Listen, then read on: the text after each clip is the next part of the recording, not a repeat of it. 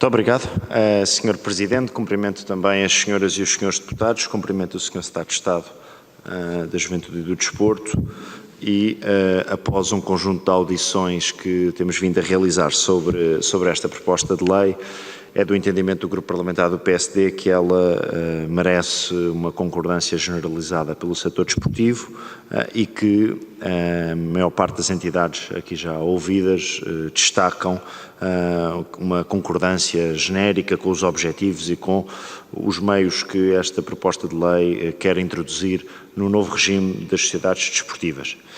Ainda assim, como estamos em fase de especialidade e também o nosso grupo parlamentar está a preparar algumas propostas de alteração, queria focar aqui em alguns artigos específicos sobre os quais entendemos que é relevante saber a opinião do Sr. Secretário de Estado. Por exemplo, no que diz respeito ao número 5 do artigo número 2, quando se refere às sociedades desportivas e refere que um clube desportivo só pode constituir ou ser titular de capital social de 2 ou mais sociedades desportivas se uma delas tiver por objeto uma única modalidade desportiva ou reportantes à mesma modalidade se diferenciarem por sexo. Ora, de acordo com esta redação, ficamos com a dúvida se um clube participante de uma sociedade que esteja em fase de liquidação pode ou não criar uma sociedade desportiva nessa mesma modalidade. No caso de sociedades desportivas insolventes, um clube pode ou não constituir uma nova sociedade enquanto decorre o processo de insolvência da sociedade anterior. Por exemplo, ainda naquilo que diz respeito à relação entre clubes e sociedades desportivas, a proposta de lei não tem um horizonte temporal mínimo para o ato constitutivo da transferência de obrigações e direitos. Já ouvimos e já tivemos acesso a pareceres e opiniões, e vou destacar aqui, por exemplo, a opinião da Liga Portugal, que entende que este contrato deve ser celebrado por um prazo mínimo de 8 anos e um máximo de 30. E gostávamos também de saber qual é que é a opinião do Sr. Secretário de Estado sobre este assunto. Por outro lado, naquilo que diz respeito aos acordos parasociais, o artigo 6º da proposta de lei, existe também alguns contributos que referem que não vislumbram qual é que é o alcance desta norma, sendo, por exemplo, a Benfica SAD da opinião de que poderá aqui estar em causa um desvio à regra geral do Código das Sociedades Comerciais e queríamos também entender qual é que é a justificação do Governo para este artigo 6.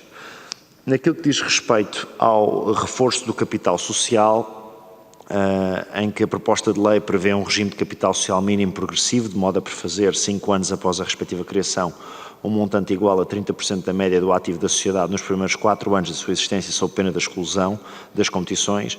Este aspecto também suscita algumas dúvidas e o Grupo Parlamentar do PSD gostaria de saber se vai ou não no sentido contrário da doutrina e da evolução legislativa dos últimos anos.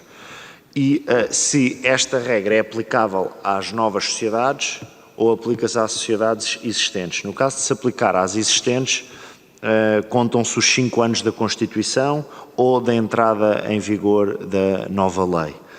Por exemplo, não sendo aplicada às sociedades já constituídas, existe ou não, então, uma situação de desigualdade de tratamento entre aquelas que vão ser constituídas e aquelas que já estavam constituídas e se o Sr. Secretário de Estado verifica que haverá a possibilidade de eliminar ou de modificar esta questão do reforço de capital social. Por outro lado, e pedindo desculpa aos meus colegas por ser um pouco exaustivo, no artigo 13º, quando se refere à participação do Clube Desportivo Fundador, a proposta de lei diz que a participação direta do Clube Desportivo Fundador na sociedade desportiva não pode ser inferior a 5% do capital social, nos casos em que a sociedade desportiva é criada por transformação de um clube desportivo ou pela personalização jurídica de uma equipa de um clube desportivo que participa ou pretenda participar em competições desportivas. E nós gostaríamos de saber qual é que é o racional mínimo para qual é que é o racional, o que é que justifica este limiar mínimo. Por exemplo, ainda outro assunto, o artigo 23 das incompatibilidades. A proposta impede de ser membros do órgão de administração, procuradores ou, independentemente do título, exercer funções de administração ou gerência em sociedades desportivas, quem no ano anterior tenha ocupado cargos de administrador ou gerente em outra sociedade desportiva constituída no âmbito da mesma modalidade. esta questão foi alvo de crítica por parte da Liga Portugal, alegando que não se pode pretender profissionalizar a administração das sociedades desportivas e, simultaneamente, com o administrador qualificado que faz gestão de sociedades desportivas como sua profissão, trabalho ano sim, ano não, de acordo aqui com esta regra do período de nojo que é introduzido. Por outro lado, e pedindo aqui alguma compreensão, mas já estou quase a acabar, pedindo uma compreensão ao Sr. Presidente de Mesa, tenho mais 2 tópicos para levantar ao Sr. Secretário de Estado. Naquilo que diz respeito à fiscalização, a fiscalização das sociedades desportivas, naturalmente que deve existir e que saudamos também os mecanismos que esta proposta de lei consagra para esse efeito. E perguntamos se considera o Sr. Secretário de Estado se já estão efetivamente definidas as entidades que detêm a competência de fiscalização, assim como o grau de intervenção dessas entidades, com o objetivo de saber quem é que fiscaliza, o que é que fiscaliza e como é que fiscaliza. E relacionado com esta questão, por último, naquilo que diz respeito ao artigo 34, nós temos ouvido aqui uma divergência de opiniões naquilo que diz respeito às funções de verificação de idoneidade dos investidores com participações qualificadas no capital social das sociedades desportivas, sendo que, por exemplo, temos opiniões que identificam que deve ser uma entidade externa, como é o caso da Federação Portuguesa de Futebol, que defendeu nesta casa essa visão a semana passada, de que deve ser uma entidade externa.